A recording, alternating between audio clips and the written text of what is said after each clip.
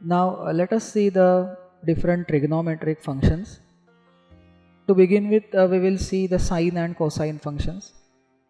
The sine function, as we are familiar, that is having a sine wave as the graph. So starting with 0, here x is nothing but the angle in radian, right? So it's to be kept in mind that x is in radians.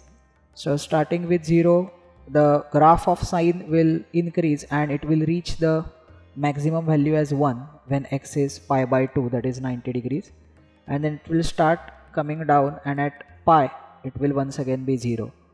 Now beyond pi it will go into negative, and at 3 pi by 2 it will become minus 1, which is maximum negative, and it will again start increasing, and at 2 pi it will come back to 0.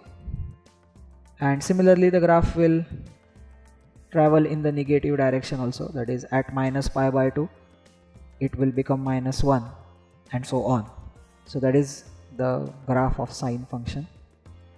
Now if you see the domain of sine, we have all the possible values of x on x-axis which are evident. So therefore the domain will be nothing but the set of all real numbers, but the range is the closed interval minus 1 to 1, because we can see that the value of the sine oscillates between minus 1 to 1 only, right, including the two endpoints. So therefore that's the range of sine.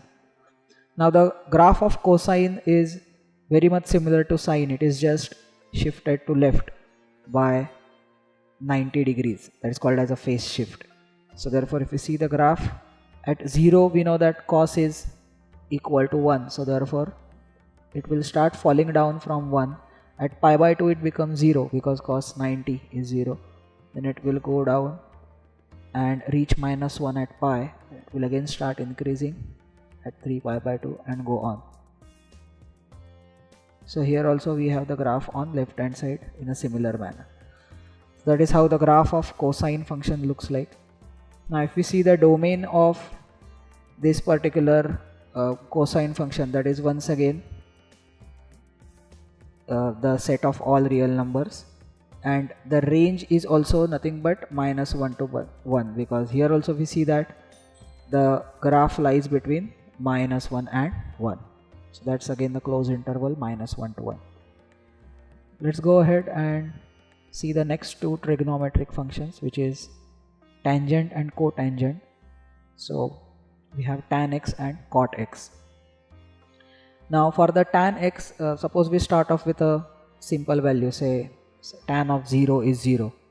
Now as we increase the angle from 0 to pi by 2, that is the angle is in first quadrant, right, the value of the tan will slowly go on increasing, and as we approach pi by 2, the value of tan will approach positive infinity. Okay, so therefore we see that it approaches a vertical line at pi by 2.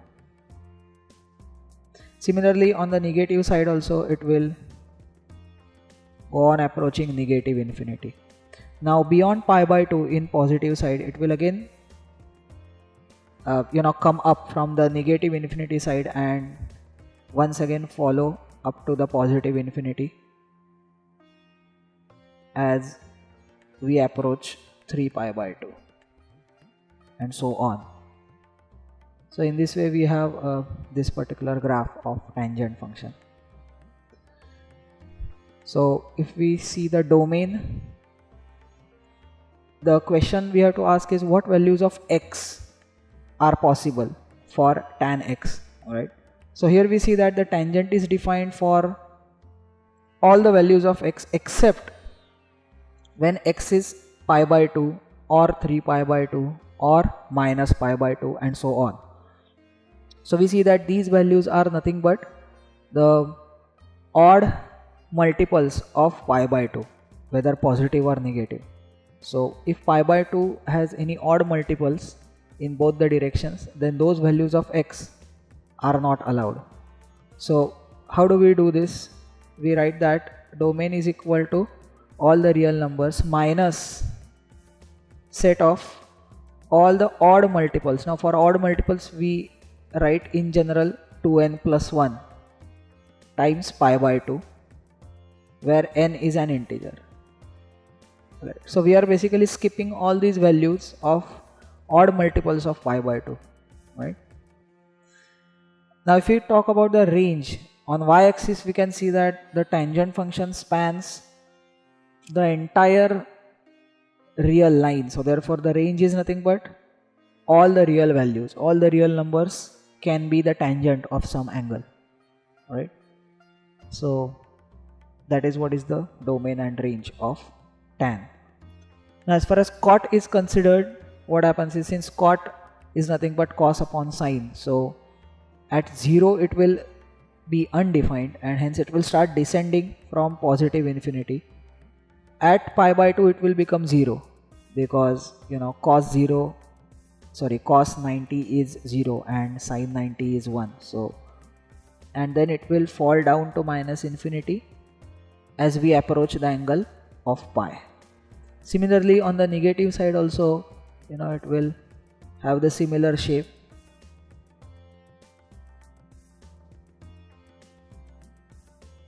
So at minus pi it will be not defined and so on. So here also if we see the domain, now the domain is the set of all real numbers except, now we have to ask the question, at what values cot is not defined. You see that definitely at 0 it's not defined, at pi it's not defined, at minus pi it's not defined, and later we can sense that it will be 2 pi due to the periodicity, that cot will not be defined. So you see here it's clear that for all integer multiples of pi the cot function is not defined. So that means from all the real numbers we have to skip the integer multiples of pi, that is nothing but n pi. So when n is an integer, n pi is an integral multiple of pi, which we have to skip. And for all the remaining numbers the cot will be defined. Now as far as range is considered, similar to tangent function, we can see that cotangent function also spans the entire real axis on y side. So on y axis we can see all the values are possible. So therefore here the range is all the real numbers. Now let's go ahead and see the last two trigonometric functions, which is secant and cosecant, that is nothing but sec x and cosec x. Now we know that sec x can be visualized as 1 upon cos x wherever cos x is defined.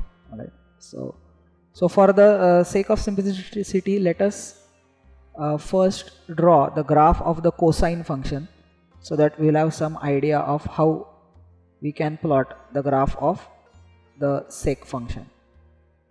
So here in dotted line I am showing the graph of the cos function. So we know that it looks like this.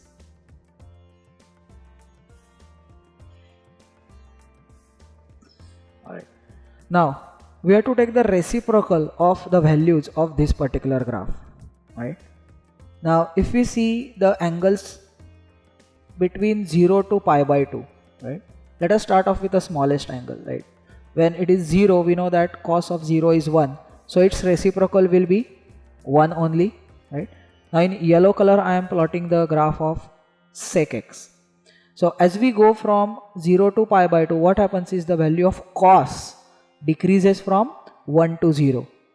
Now if that is the case, then the reciprocal of that will increase from 1 to infinity, because as we approach 0 its reciprocal will go on approaching infinity on both sides. So here also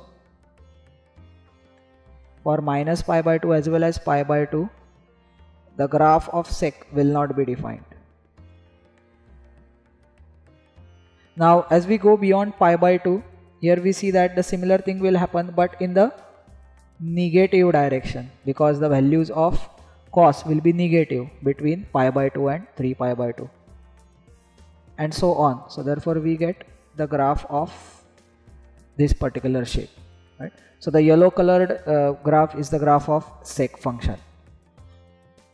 Alright, now if we see the domain, For the domain, we see that the sec is not defined when x is pi by 2 or 3 pi by 2 or minus pi by 2 and so on. And that comes from the fact that basically we have cos x in the denominator. So wherever cos x is not defined, at the same points even sec x will not be defined. In other words, it means that when cos x is 0, the denominator becomes 0. So at those points sec x will not exist. So at what points cos x becomes 0? We know that cos x becomes 0 at pi by 2, 3 pi by 2 and minus pi by 2 and so on, as shown here. So therefore the domain of sec is nothing but r minus, we see that it is nothing but the set of all odd multiples of pi by 2, which we have to skip because at those values the cosine becomes 0, right? Now as far as the range of sec function is considered, we see that the yellow graph is either 1 or above 1, or it is either minus 1 or below minus 1, isn't it? So therefore the range is nothing but, we can write it as, say, from minus infinity to minus 1 union 1 to infinity, right? So it's basically the union of these two distinct parts, 1 or above 1 or minus 1 and below minus 1. So that's the range. Now let's see the cosec. Now here the cosec is nothing but the reciprocal of sine. So therefore here I am first plotting the graph of sine function in dotted white. Now similar to sec, we have to do the reciprocal of here sine, right? Now we can see that if we start off with, say, 90 degrees, because that is where it is becoming 1, right? Sine is 1 at 90 degrees. So if you take the reciprocal here also, we'll get the similar shape, and at pi the cosec will be not defined because that is where the sin x becomes 0, right? So here also we see that we get a similar shape like that of sec, except that it is also shifted by 90 degrees in the graph, simply because sine and cos functions are also shifted from each other by 90 degrees. Right? So now here if we talk about the domain, since we have sin x in the denominator, wherever it becomes 0, the cosec x will not be defined. And we see that sin is 0 when x is either 0 or it is pi or it is 2 pi and so on. So in short, when x is an integer multiple of pi, the sin x is 0, so therefore cosec x is undefined. So here from all the real numbers we have to subtract the integer multiples of pi, that is n pi. It is what we have to discard, where n is an integer. And as far as range is considered, here also we can see that the range is exactly same as the range of sec function, that is 1 or above 1 or minus 1 and below minus 1. So that we can write it as minus infinity to minus 1. This is first set, or we can have 1 to positive infinity. Alright, so that is the range of the cosec function.